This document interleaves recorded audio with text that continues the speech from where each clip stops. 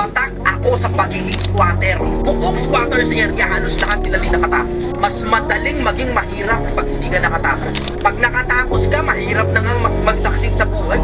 Lalong mas mahirap kapag hindi ka nakatapos. Huwag kayong maniniwala sa kanila na para bang ang konsepto, pag mas bobo ka, pag wala kang narating, mas malayo mararating sa buhay. Pag hindi mo tinapos yung pag-aaral mo, mas malayo mararating mo. Takip ng mga nakatapos, halos walang marating. Yung pa kayong mga hindi nakatapos, lesser ang chance mo na umasenso sa buhay pag hindi nakatapos.